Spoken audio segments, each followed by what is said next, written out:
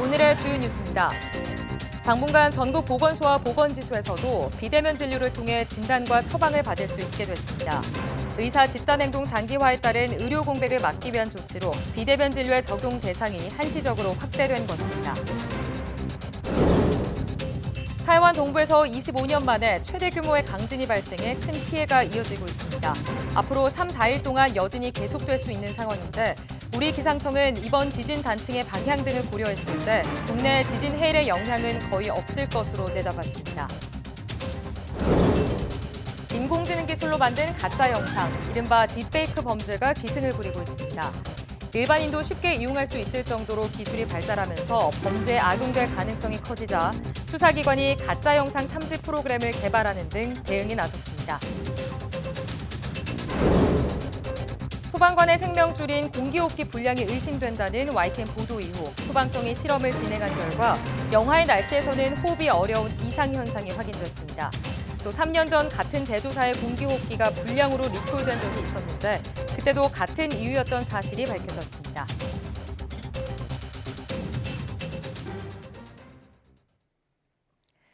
네, 여러분 안녕하십니까? 사이언스 투데이 시작합니다. 전국 보건소와 보건지소의 비대면 진료가 한시적으로 허용됩니다. 의사 집단행동 중앙재난안전대책본부는 3일부터 경증 환자는 지역 보건소와 보건지소에서 비대면 진료를 통해 진단과 처방을 받을 수 있다고 밝혔습니다. 앞서 지난달 23일부터 의료기관 비대면 진료가 전면 허용된 뒤 이번에 보건소와 보건지소까지로 적용 대상이 확대된 것입니다. 이와 함께 정부는 의사 집단행동 장기화에 따른 의료 역량 감소 여부를 예의주시하고 있다고 밝혔습니다. 전국 의대 교수들이 2,000명 증원 결정을 멈춰달라고 낸 집행정지 신청이 법원에서 받아들여지지 않았습니다.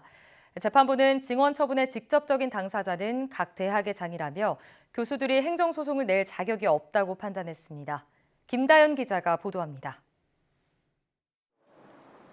전국 33개 의과대학 교수들은 지난달 정부의 의대 정원 2,000명 증원 처분에 반발하며 행정소송에 돌입했습니다.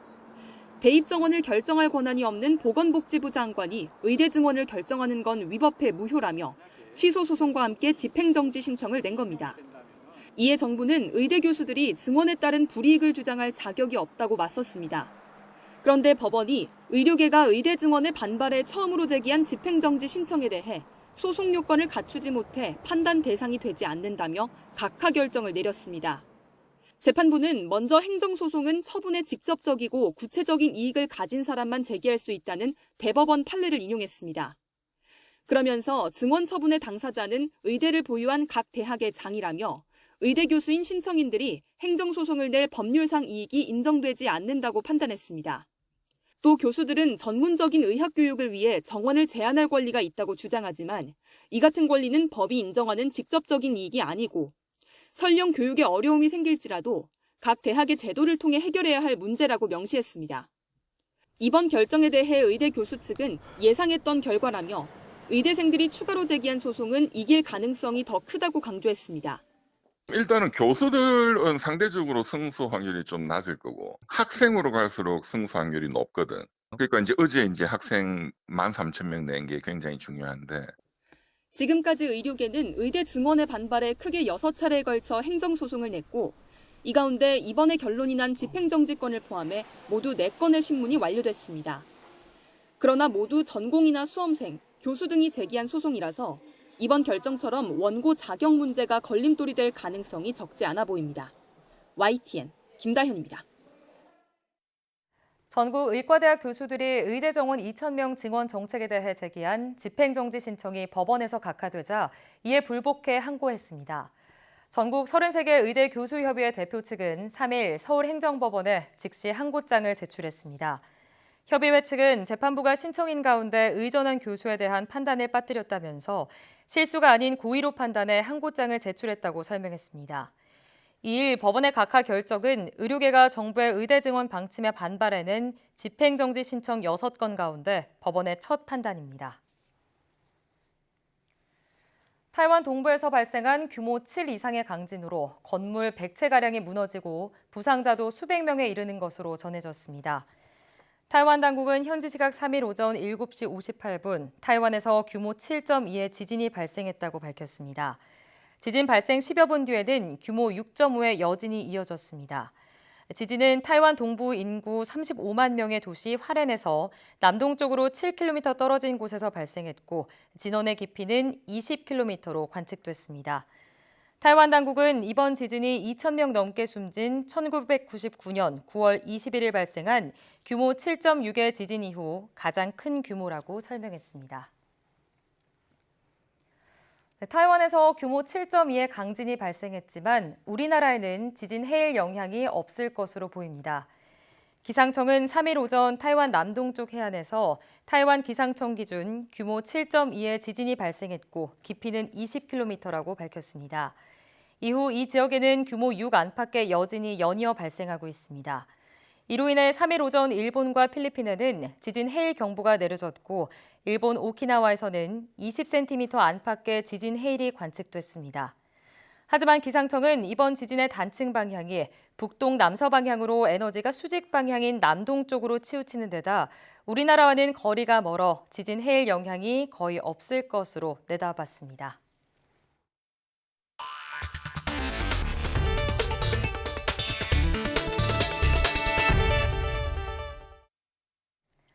소방관들의 생명줄과 같은 공기호흡기가 불량이 의심된다는 보도 앞서 전해드렸는데요. YTN 보도 이후 진행된 조사 결과 영하 날씨에선 호흡이 어려운 이상 현상이 확인됐습니다. 3년 전 같은 제조사의 공기호흡기가 불량으로 리콜된 적이 있었는데 그때도 같은 이유였습니다. 우종훈 기자가 단독 취재했습니다.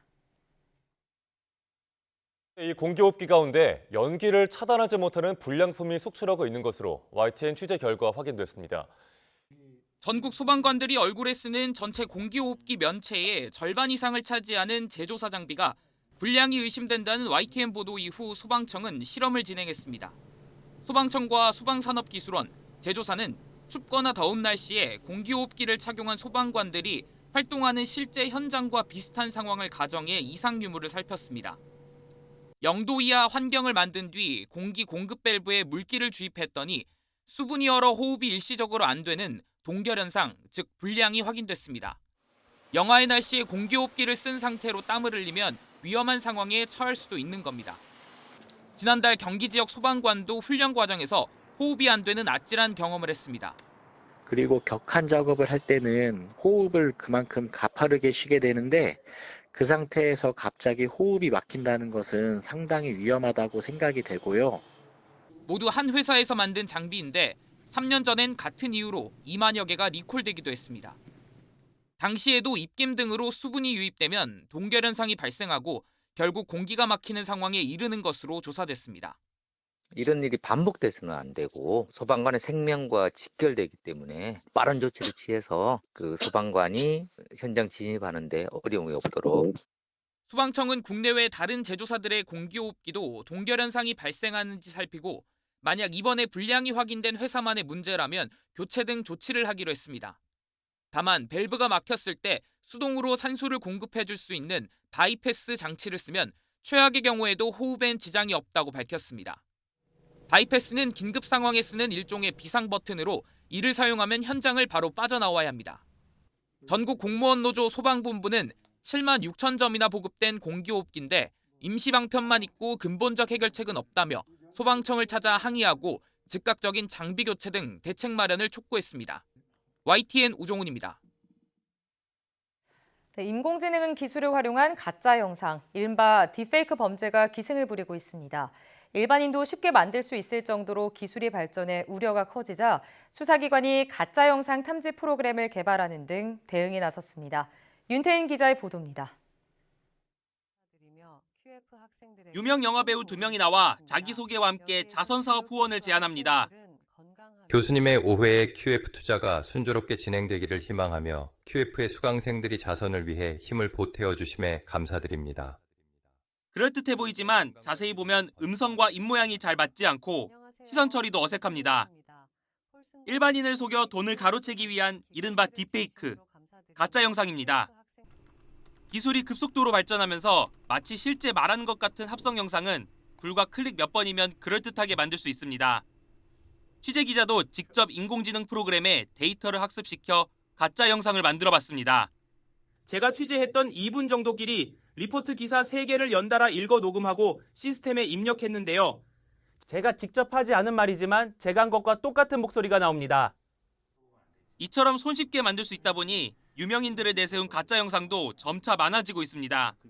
당신을 모르는 사람이 보면 속으면 큰일 나겠다. 그런 얘기를 하죠. 유명하면 무조건 복제를 하는 거죠. 그러니까 이 사람이 금융 전문가가 아니고 상관도 안 해요. 그러니까 뭐 10,000개 보내서 10개만 걸려도 돈을 벌잖아요. 주로 온라인 플랫폼에 올라오는데 문제는 유명인 허락도 안 받은 허위 영상이어도 걸러낼 방법이 없습니다. 얼굴을 도용당하거나 심지어 사기꾼 아니냐고 매도를 당해도 유명인 자신에게 금전적 피해가 없다면 수사를 의뢰하기도 쉽지 않습니다. 심지어 유명인이 투자를 권유하는 것처럼 속이는 피싱 범죄로 이어지더라도 누가 만들어 올렸는지 특정하는 데만 오랜 시간이 걸리기 일쑤입니다. 이걸 처벌을 할 수 있다고 해도 누가 올렸다는 피의자 특정이 돼야 되잖아요. 그런데 현실적으로 피의자 특정하기가 어렵고 특정하는데도 시간이 굉장히 오래 걸려요. 그래서 사실 차선책이라는 게 없어요. 우려가 커지자 경찰도 대응 마련에 나섰습니다. 가짜 영상을 탐지하는 소프트웨어를 직접 개발해 우선 선거범죄와 성착취범죄 수사에 적극 활용하고 있습니다. 이번에 개발한 소프트웨어 탐지율은 약 80%에 달하며 새로운 형태의 합성 영상이 발견되더라도 대응할 수 있도록 최신 인공지능 모델을 적용하였습니다. 경찰은 딥페이크 기술을 활용한 금융범죄로도 탐지 기술을 넓혀갈 계획입니다. YTN 윤태인입니다. 22대 총선 유권자들은 기표소 안에서 사진을 촬영할 수 없고 인증샷은 반드시 투표소 밖에서 찍어야 합니다. 중앙선거관리위원회는 5일부터 이틀 동안 진행될 총선 사전투표를 앞두고 이런 내용을 포함한 투표 시 유의사항을 안내했습니다. 특히 기표소 안에서 투표지를 촬영하면 공직선거법에 따라 2년 이하의 징역 또는 400만 원 이하 벌금형을 받을 수 있습니다. 투표소 밖에서 사진을 찍을 때는 설치된 표지판과 포토존 등을 이용할 수 있고 손가락으로 기호를 표시하거나 특정 후보자의 선거 벽보, 선전시설물 등의 사진을 배경으로 투표 참여 권유 문구를 함께 적어 게시 전송하는 행위는 허용됩니다.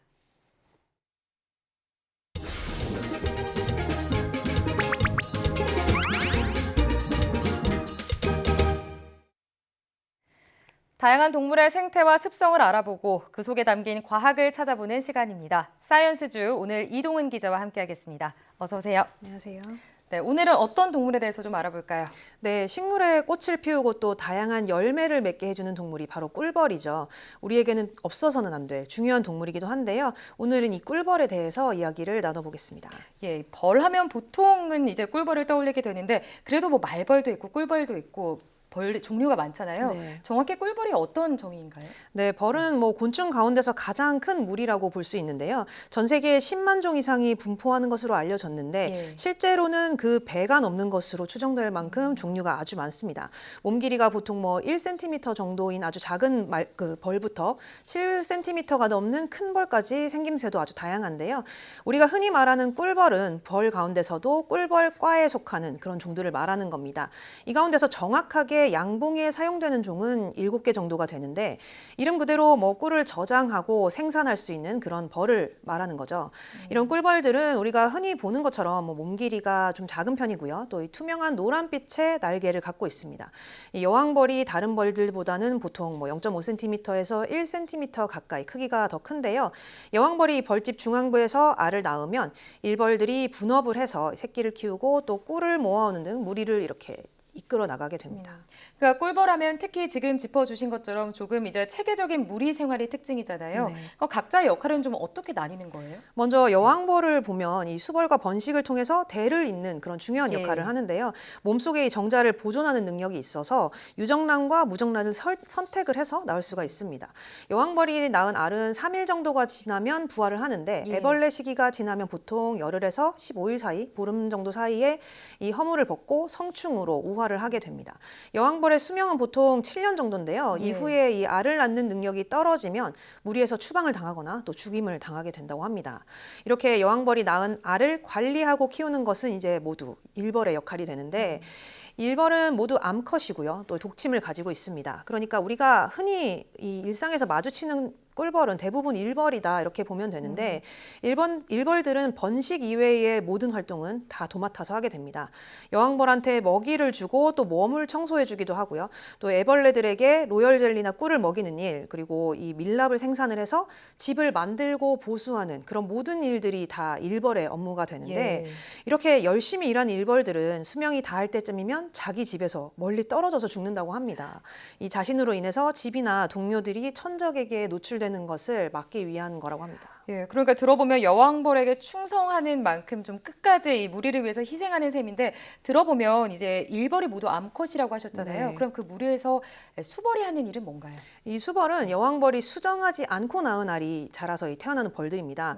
덩치는 보통 일벌보다 한 2~3배 더 크고요. 예. 또 여왕벌보다도 큰데 성체가 된 후에는 사실상 아무 일도 하지 않고 놀고 먹기만 한다고 합니다.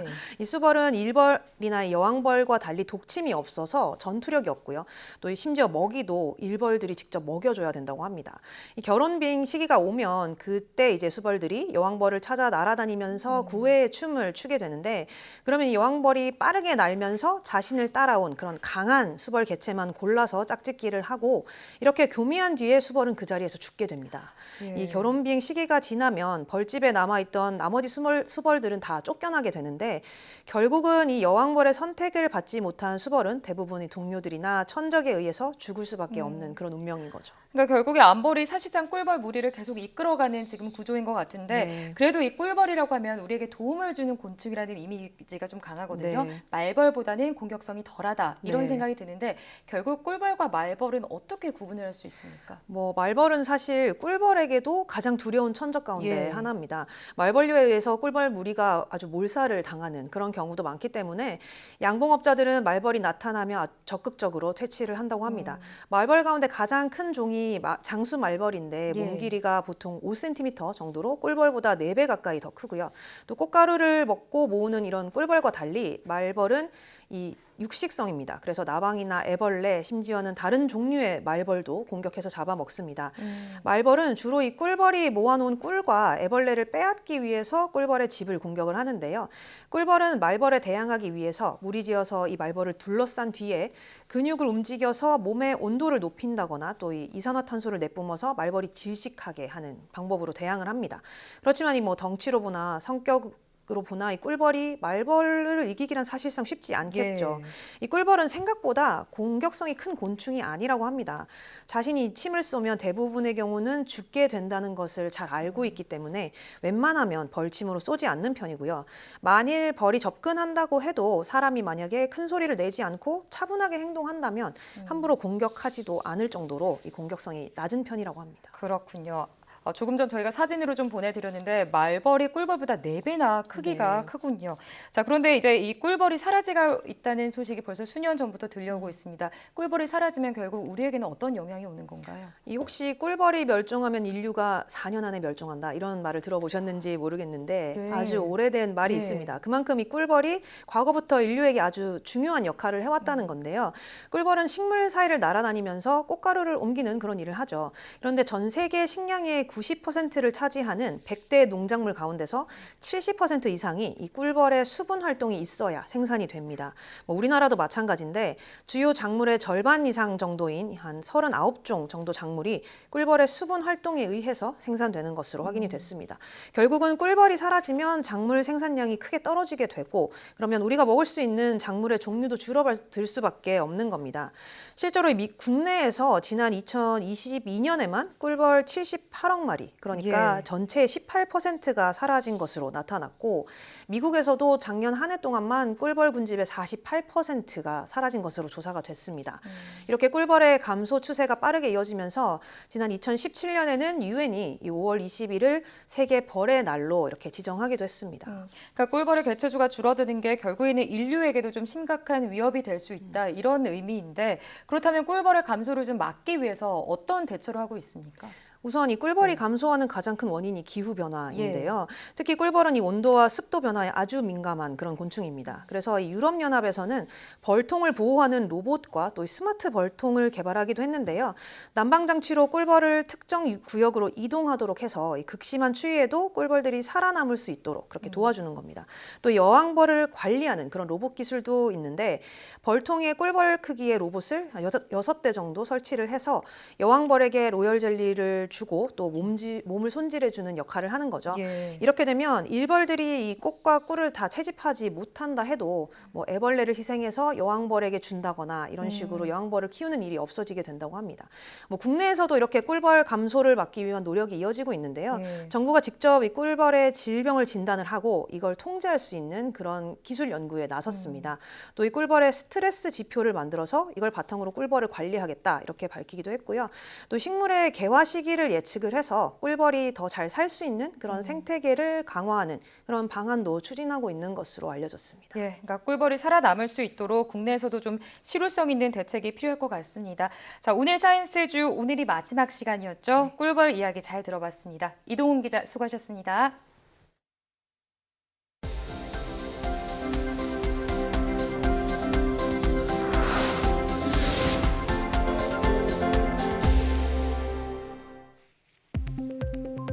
손상된 연골세포가 회복될 수 있도록 전기 자극을 만들어 세포에 전달하는 기술이 개발됐습니다.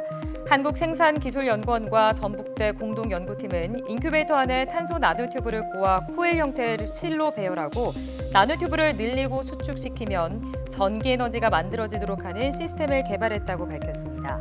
또 개발된 시스템을 무릎 관절 연골세포에 적용한 결과 전기 자극을 받은 세포의 경우 그렇지 않은 세포보다 성장률이 높았고 회복에 필요한 물질 함량도 증가했다고 설명했습니다. 세계 최대 티라노사우루스 화석인 스코티의 표본이 국립과천과학관에 전시됩니다. 국립과천과학관은 공룡 연구 200주년을 기념해 세계 최대 티라노사우루스 특별전을 오는 24일부터 8월 25일까지 개최한다고 밝혔습니다.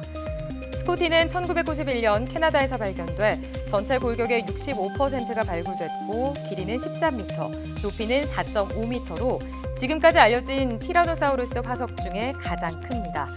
이번 특별전에 전시되는 건 스코티의 레플리카로 캐나다 외 레플리카를 전시하는 곳은 일본이 유일하고 한국이 두 번째가 됩니다. 이달의 과학기술인상 4월 수상자로 성균관대 손동희 교수가 선정됐습니다. 손 교수는 부드럽고 신축성과 접착성이 우수한 전극 소재를 개발해 손상된 신경이나 조직에 접착하는 방식으로 조직의 재생을 돕는 재활기술 시스템을 개발한 공로를 인정받았습니다. 과학기술정보통신부는 매달 우수한 연구개발 성과를 낸 연구자를 선정해 이달의 과학기술인상과 함께 상금 1,000만 원 등을 수여하고 있습니다.